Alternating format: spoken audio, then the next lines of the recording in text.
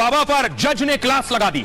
दरअसल बाबा बागेश्वर मध्य प्रदेश में कथा करने जा रहे थे। उससे पहले विरोध होने लगा कि बाबा को कथा न करने दिया जाए, जैसे पटना में हो रहा था, लेकिन यहां मामला कोर्ट तक पहुंच गया। अगली तस्वीर दिखाइए।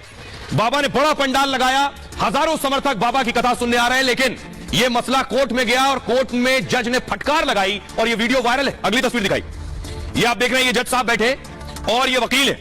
वकील अपनी दलील दे रहे थे, कह रहे थे बाबा बागेश्वर की कथा रोकिए, आदिवासियों की भावनाएं हाथ हो रही हैं। जज ने बुरी तरह से वकील साहब को डांटा, डपटा और फटकारा का जेल भेज दूंगा। पहले जरा सुनिए, फिर पूरा मामला बताऊं। सर्वे आदिवासी बदतमीजी करना भूल जाओगे सारी। इसमें तुम लोगों ने ये सोच लिया है कि बदतमीजी करके तुम जो है अपने आप के लिए बहुत बड़ी टीआरपी कलेक्ट कर लोगे। ये बदतमीजी करना भूल जाओगे सारी। हाँ, तो तुम्हें वकालत करने का सिखाया नहीं कि कैसे कोर्ट से बात की जाती है। और जरा भी उल्टी सीधी बहस करी, यहीं से जेल भेजूंगा मैं। और जरा भी उल्टी सीधी बहस करी, यहीं से जेल भेजूंगा मैं। माइंड यू, सारी वकालत खत्म हो जाएगी, समझ गए? You should know how to argue in high court. किसने भेजा है आपको? हम वही तो बता रहा हूँ, आप समझने तैयार नहीं है। कॉन्स्टिट्यूशन में जो प्रावधान है वो बता रहा हूँ मैं। You talk properly. हाँ, बताइए। हाँ, आप सुनने को तैयार है नहीं है, कुछ भी बोले जा रहे हैं जबरदस्त। अरे let notice be issued for contempt against the council. शुभ नाम बताइए आपका। मैंने आपसे सवाल क्या पूछा था? पहले तो आप सुन ही नहीं रहे हैं। मैंने आपसे सवाल क्या पूछा था? पहले मेरा सवाल बताइए। तो सवाल ये मैं जो आर्गूमेंट, पहले मेरा सवाल का उत्तर दीजिए आप। मैं आर्गूमेंट कर रहा हूँ उसको आप पहले सुने। आर्गूमेंट सुने। नहीं सुनेंगे आपका आर्ग्यूमेंट। आर्गूमेंट सुने। नहीं सुनेंगे आपका आर्ग्यूमेंट। आप सवाल का उत्तर देंगे जब तक नहीं सुनेंगे। और इस तरीके से अगर आप बहस करेंगे तो कंटेम्प्ट का नोटिस इशू करेंगे, आपको जेल भेजेंगे। सर्वे आदिवासी बदतमीजी करना भूल जाओगे सारी। इसमें तुम लोगों ने ये सोच लिया है कि बदतमीजी करके तुम जो है अपने आप के लिए बहुत बड़ी टीआरपी कलेक्ट कर लोगे। ये बदतमीजी करना भूल जाओगे सारी। हाँ, तो तुम्हें वकालत करने का सिखाया नहीं कि कैसे कोर्ट से बात की जाती है। और जरा भी उल्टी सीधी बहस करी, यहीं से जेल भेजूंगा मैं। और जरा भी उल्टी सीधी बहस करी, यहीं से जेल भेजूंगा मैं। माइंड यू, सारी वकालत खत्म हो जाएगी, समझ गए? You should know how to argue in high court. किसने भेजा है आपको? हम वही तो बता रहा हूँ, आप समझने तैयार नहीं है। कॉन्स्टिट्यूशन में जो प्रावधान है वो बता रहा हूँ मैं। You talk properly. हाँ, बताइए। हाँ, आप सुनने को तैयार है नहीं है, कुछ भी बोले जा रहे हैं जबरदस्त। अरे let notice be issued for contempt against the council. शुभ नाम बताइए आपका। मैंने आपसे सवाल क्या पूछा था? पहले तो आप सुन ही नहीं रहे हैं। मैंने आपसे सवाल क्या पूछा था? पहले मेरा सवाल बताइए। तो सवाल ये मैं जो आर्गूमेंट, पहले मेरा सवाल का उत्तर दीजिए आप। मैं आर्गूमेंट कर रहा हूँ उसको आप पहले सुने। आर्गूमेंट सुने। नहीं सुनेंगे आपका आर्ग्यूमेंट। आर्गूमेंट सुने। नहीं सुनेंगे आपका आर्ग्यूमेंट। आप सवाल का उत्तर देंगे जब तक नहीं सुनेंगे। और इस तरीके से अगर आप बहस करेंगे तो कंटेम्प्ट का नोटिस इशू करेंगे, आपको जेल भेजेंगे। जज साहब का गुस्सा क्यों था, जरा आइए अब मैं आपको बताता हूं। पूरा मामला क्या था कि बाबा बागेश्वर की कथा ना होने पाए, कैसे भी बाबा बागेश्वर को रोक लिया जाए, बाबा पहुंचने ना पाए, पंडाल ना लगना पाए। देखिए जरा, हुआ यह कि बागेश्वर धाम की कथा के खिलाफ याचिका लगाई गई, रोक लो बाबा को। एमपी के बालाघाट में रामकथा पर आपत्ति जताई गई। आदिवासियों की भावना आहत होने की दलील दी गई कि बाबा कथा करेंगे तो आदिवासियों की भावनाएं आहत हो जाएंगी। याचिका में कहा गया रामकथा से भावना आहत होती है। भादुकोटा जगह का नाम है, भादुकोटा आदिवासियों के बड़ा देव का पूजा स्थल है, बड़े देव का। यहां पर रामकथा के आयोजन का विरोध किया गया, यहां रामकथा मत करवाइए वरना आदिवासियों की आस्था आहत हो जाएगी। मध्य प्रदेश हाईकोर्ट में याचिका पर सुनवाई हुई। वकील की दलील से जज साहब बेहद नाराज हो गए। हाईकोर्ट में सुनवाई का यह वीडियो वायरल है जो मैंने आपको सुनाया। जस्टिस विवेक अग्रवाल साहब थे और वकील के बीच बहस हुई। वकील के व्यवहार पर जज साहब को बहुत गुस्सा आया। जज साहब के सवालों का वकील सही से जवाब नहीं दे पा रहा था। सुनवाई के दौरान जज ने वकील को फटकारा, बागेश्वर सरकार के खिलाफ याचिका को खारिज कर दिया।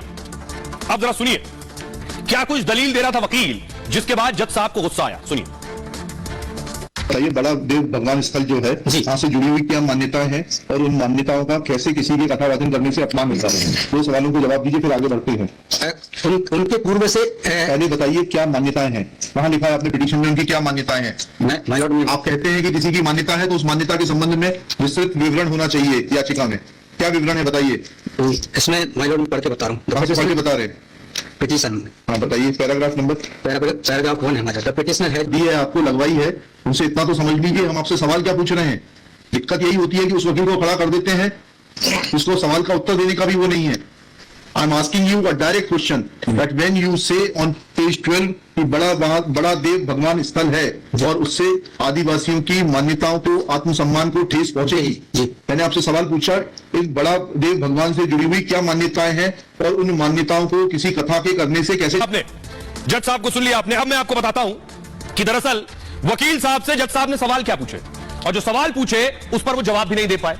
अब देखिए जरा जज साहब के सवाल। जज साहब ने पूछा, आप किसकी तरफ से आए, याचिका क्या लेकर आए आप?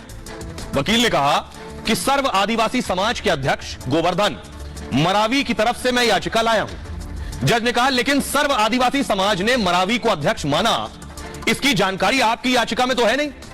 सर्व आदिवासी समाज किसके लिए काम करता है इसकी भी जानकारी नहीं है, आप किसकी तरफ से आए? जज ने कहा धीरेन्द्र शास्त्री की कथा से आदिवासियों की भावना आखिर कैसे आहत होती है, मुझे बताइए।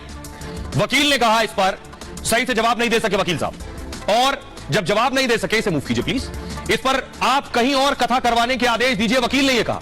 जज ने कहा आप कौन होते हैं यह तय करने वाले कि कार्यक्रम कहां होगा? अगर उल्टी सीधी बहस की तो जेल भेज देंगे। किसने भेजा है यहां सारी वकालत खत्म हो जाएगी, इसके खिलाफ अवमानना का नोटिस जारी कीजिए, जज ने कहा, और इनको जेल भेजेंगे। जज साहब इतना गुस्सा हो गए, आपको हाईकोर्ट में बहस करने का तरीका नहीं मालूम है। वकील ने कहा इसके बाद संविधान की दलील देने की कोशिश करता है वकील। जज ने कहा पहले जो सवाल मैंने पूछा उसके जवाब दीजिए। हिंदी अंग्रेजी दोनों भाषा में सवाल पूछ लिया मैंने आपसे, पहले उन सवालों का जवाब दीजिए फिर संविधान पर आते हैं।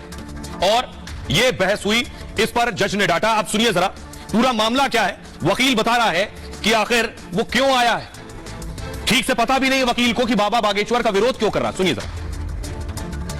पहले आपको ये तो बताना पड़ेगा क्या मान्यताएं हैं और उन मान्यताओं का किस प्रकार से कुठाराघात होगा, उन मान्यताओं पर, उन मान्यताओं का हनन होगा, अपमान होगा, ये तो समझाइए आप हमको। ये कॉन्स्टिट्यूशन में प्रावधान, वही तो बता रहा हूं, आप समझने को तैयार नहीं है। कॉन्स्टिट्यूशन में प्रावधान है, ये मान्यताओं का उत्तर है। जी, कॉन्स्टिट्यूशन में प्रावधान, प्लीज कॉन्स्टिट्यूशन में जो प्रावधान है वो बता रहा हूं मैं। You talk properly.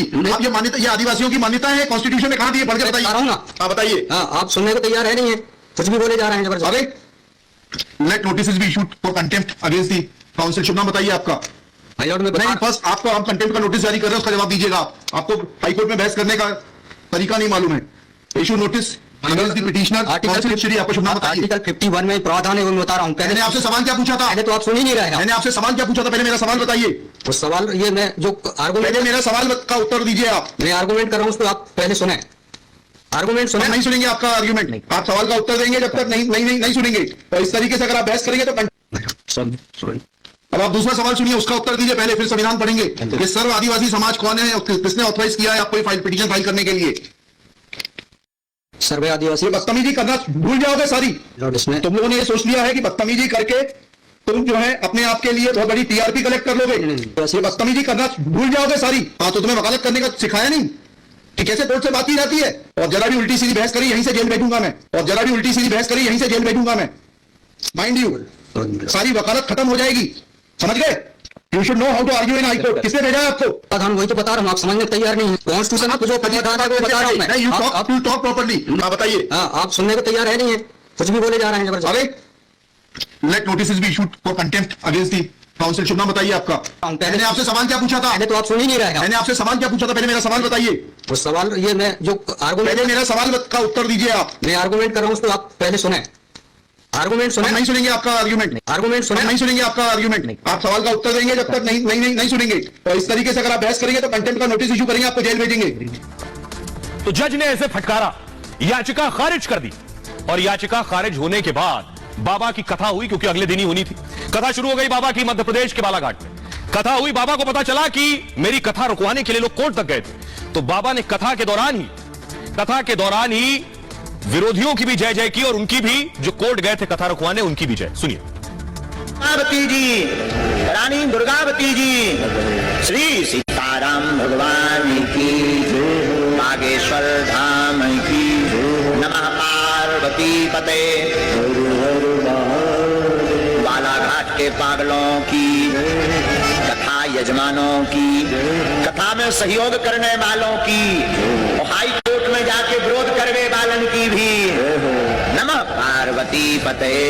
दुर्गावती जी, रानी दुर्गावती जी, श्री सीताराम भगवान की जय, बागेश्वर धाम की जय, नमः पार्वती पते,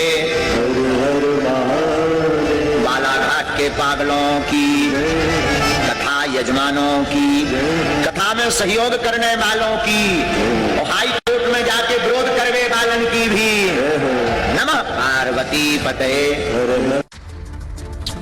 तो बाबा का विरोध करने वाले भी बहुत से हैं, मैंने आपको बताया, और बाबा के समर्थन में भी बहुत से लोग हैं, और इसीलिए बाबा की सुरक्षा बढ़ा दी गई है। ये आप देख रहे हैं, बाबा का जब काफिला चलता है तो साथ साथ हजारों लोग आगे पीछे चलते हैं, इसलिए सिक्योरिटी बाबा की बढ़ा दी गई है। बाबा का खतरा बढ़ गया है। अगली तस्वीर दिखाई जरा। ये आप देख रहे हैं, ये भीड़ है। इस भीड़ की वजह से, इस भीड़ को देखते हुए, बाबा को थ्रेट देखते हुए, बाबा को धमकी देखते हुए, बाबा को वाई कैटेगरी सुरक्षा दे दी गई है। जी हां, बाबा की जो सुरक्षा दस्ता है वो बढ़ा दिया गया है। किस तरह की सुरक्षा बाबा को मिलने वाली है ये मैं आपको बताता हूं, देखिए जरा। अब बाबा वाई कैटेगरी में रहेंगे। ये Y category security, Dhirendra Shastri को अब उच्च श्रेणी की सुरक्षा दे दी गई है, जिसे वाई कैटेगरी कहते हैं। वाई कैटेगरी में 8 सुरक्षाकर्मी शामिल होंगे जो हर वक्त उनके इर्द गिर्द रहेंगे। 2 निजी गार्ड होंगे, जिसमें से वाई कैटेगरी में 1 या 2 कमांडो भी तैनात होंगे साथ में। निजी गार्ड 6 से 8 घंटे की शिफ्ट में रोटेट होते रहेंगे। 1 से 2 गाड़ियों का काफिला रहेगा। सुरक्षा पर हर महीने 12 लाख रुपए खर्च होंगे। हाल में बाबा को धमकी भी मिली थी और जिसके बाद धीरेन्द्र शास्त्री की सुरक्षा बढ़ाई गई है। यह वो सुरक्षा दस्ता है जो हर वक्त साथ रहेगा। इसके अलावा बाबा जिस शहर जाएंगे, जिस राज्य में जाएंगे, वहां का लोकल एडमिनिस्ट्रेशन, स्थानीय पुलिस भी बाबा के साथ रहेगी। इसके अलावा आइए अब मैं आपको बताता हूं बाबा का विरोध क्यों हो रहा है। बाबा का विरोध होने के पीछे कई वजह है, क्योंकि पहली बड़ी वजह है कि धीरेन्द्र शास्त्री जो है वो मांग कर रहे हैं हिंदू राष्ट्र की। धीरेन्द्र शास्त्री हिंदू राष्ट्र की मांग करते हैं तो विरोधी उनके सामने आकर सवाल उठाते हैं। विरोधी उनके खिलाफ आकर क्या क्या कह रहे हैं, जरा वो सुनिए। बाबा के विरोध के पीछे वजह क्या है? विरोध की वजह यह है कि बाबा कहते हैं भारत को हिंदू राष्ट्र बनाना है। ये बगल में जिन्हें आप देख रहे हैं, ये अरशद मदनी साहब के भतीजे हैं, अनस हसन मदनी। इनका कहना है हिंदू राष्ट्र की बात करने वाले गद्दार हैं। बाबा कहते हैं लोगों को जगा रहे हैं, माहौल नहीं बिगाड़ रहे हैं। हसन मदनी ने कहा हिंदू राष्ट्र के नाम पर माहौल बिगाड़ने की कोशिश हो रही है। बाबा कह रहे हैं हम हिंदू की बात करेंगे, हिंदू राष्ट्र को लेकर रहेंगे। तो हसन मदनी कह रहे हैं मुसलमान मुस्लिम राज्य की बात करें तो फिर देशद्रोही क्यों है? बाबा ने कहा जो गलती से दूसरे धर्मों में चले गए उनकी घर वापसी कराई। हसन मदनी कह रहे हैं मुसलमानों को डराकर धर्म परिवर्तन की कोशिश की जा रही है। दोनों को सुनिए जरा। हिंदू राष्ट्र तो बना बनाया है, घोषणा बाकी है और भारत में बहुत जल्दी हिंदू राष्ट्र की घोषणा भी हो जाएगी। बागेश्वर बालाजी के यहाँ सबकी अर्जी लगती है, उनकी मर्जी होती है, हमारी भी अर्जी है, राम जी की मर्जी होगी, काम सफल हो जाएगा। लोगों के कहने में मत पड़ा करो, इनको कहने दो। अब भारत हिंदू राष्ट्र बनकर के ही रहेगा। उन लोगों को गद्दारी का सर्टिफिकेट नहीं दिया जाता जो आज इस मुल्क के अंदर ये आवाज लगा रहे हैं कि इस मुल्क को हिंदू स्टेट बनना चाहिए। इस मुल्क को हिंदू स्टेट बनाने के लिए जो कोशिशें कर रहे हैं, असल गद्दार